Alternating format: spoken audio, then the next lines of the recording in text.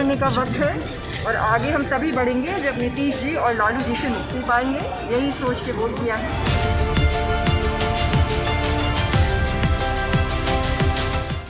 बात कर रहे हैं हम पुष्पम प्रिया चौधरी की। जी हाँ, पुष्पम प्रिया चौधरी जो प्लूरल्स पार्टी की हेड हैं और आज वो दरभंगा पहुंची हैं अपना मतदान करने। इसमें उन्होंने बाइट दिया है मीडिया को। बाइट देने के दौरान उन्होंने एक बहुत ही अहम बात कही कि मैं पहले भी कहते आ रही हूँ, अभी भी कहते आ रही हूँ कि अगर बिहार में डेवलपमेंट चाहिए तो आपको नीतीश और लालू से ऊपर उठना पड़ेगा।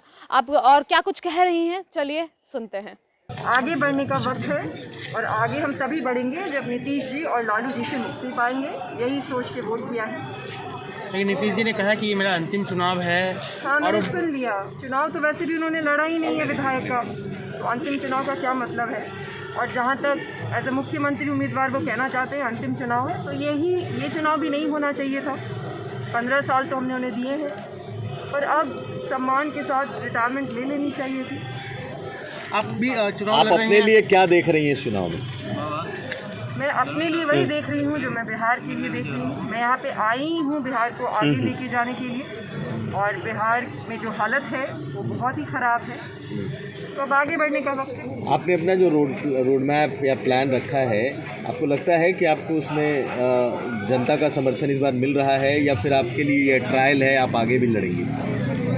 आगे भी लड़ेंगे, ज़रूर आगे भी लड़ेंगे, लेकिन हाँ, मुझे जनता का समर्थन मिल रहा है। इस चुनाव में जीतेंगे। कितना सीट आप लाएंगे इस चुनाव में, जितने भी आपने कैंडिडेट उतारे? क्या एक्सपेक्टेशन है, कितने कुछ तो होंगे ना? ये जो भविष्यवाणी करने वाली चीज़ है वो मुझे पसंद नहीं है। वो तो जिस दिन रिजल्ट आएगा उस दिन पता चल जाएगा, लेकिन टारगेट ये है कि ज़्यादा से ज़्यादा सीटों पे हम। मैंने ये नहीं कहा था कि मैं मुख्यमंत्री। आपने डिक्लेयर तो किया था ना अपने आप को एज ए मुख्यमंत्री कैंडिडेट। थोड़ा आराम से भी बात कर सकते हैं, पढ़े लिखे लोगों के जैसे भी बात कर सकते हैं। बिल्कुल पढ़े लिखे जैसे बात है, तो वही तो मैं बोल रहा हूँ आपसे कि आपने अपने आप को मुख्यमंत्री कैंडिडेट डिक्लेयर किया। कैंडिडेट डिक्लेयर करना एक वो भी तो भविष्यवाणी ही हुआ ना? नहीं, वो भविष्यवाणी नहीं होती। जब हम चुनाव लड़ते हैं, जब उम्मीदवार होते हैं, तो भविष्यवाणी नहीं होती है, हम उम्मीदवार होते हैं। भविष्यवाणी अगर आपको सुननी है तो मैं ये कह रही हूँ कि हम ही जीतेंगे और हम सरकार बनाएंगे और कोई गठबंधन। लेकिन आप बिल्कुल नए तरीके से आपने कदम रखा है, बिल्कुल एक नए कह सकते हैं नए स्टाइल में रखा है। इसको करने के पीछे का आपका मकसद क्या है? क्यों आप बिहार में जो व्यवस्था है बहुत ही खराब है। राजनीति का स्तर जो है वो बहुत ही गिर गया है। यहाँ पे राजनीति और चुनाव सिर्फ 2 चीज़ों के दम पे होती है। एक तो बहुत ज़्यादा पैसा जो ये 5 साल में वहाँ पे बैठ के कमाते हैं, वो पैसा सबको पता है, बांटा जाता है, और जो भी होता है भी ऑल अवेयर, सबको पता है। और दूसरा, लोगों को लड़ा के, अलग अलग समुदाय के लोगों को लड़ा के लोगों को पिछड़ा रखते हैं।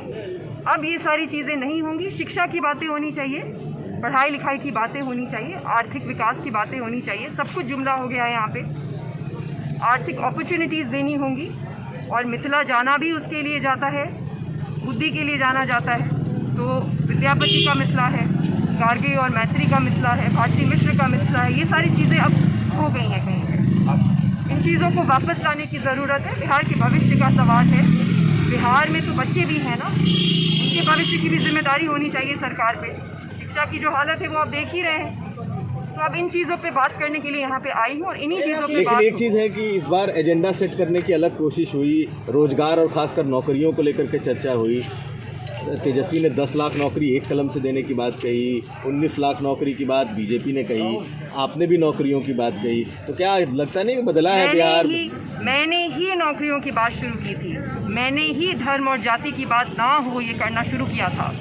जब प्लूरल्स पार्टी, प्लूरल्स का नाम का ही वही मतलब होता है कि हर धर्म और हर जाति के लोग साथ में शासन करेंगे, और अब वही होगा बिहार में। बिहार ही रहेगा, और ये सारी चीज़ों की शुरुआत मैंने ही की थी, फिर सभी करने लगे। जो ये तो हास्यास्पद है ना कि जो पार्टियां जाति और धर्म के ही आधार पे बनी है, उसी आधार पे चलती है, वो भी अब इसे जुमले के तौर पे यूज़ करती है। मजाक बना के रख दिया है हर चीज़ का। बहुत कड़े प्रश्न पूछने का अब वक्त है। कोई नहीं पूछ रहा था, अब मैं आ गई हूँ। अब मैं पूछूंगी, और सबसे पूछूंगी।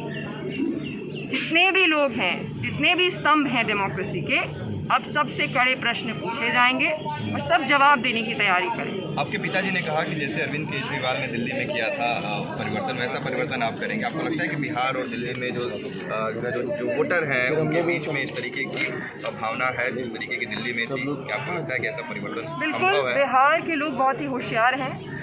हम मानते हैं, मैं मानती हूँ कि जानबूझकर हमें पिछड़ा रखा गया है। हमारी शिक्षा की कोई भी अच्छी व्यवस्था नहीं है यहाँ पे। बच्चों में सरकारी स्कूलों की हालत आपको पता ही है। बिस्फी से मैं चुनाव लड़ रही हूँ, ये पता होगा आपको। बिस्फी में भी मुझे लोगों का वही एक मापदंड रखते हैं अभी इस पूरे कॉन्वर्सेशन का।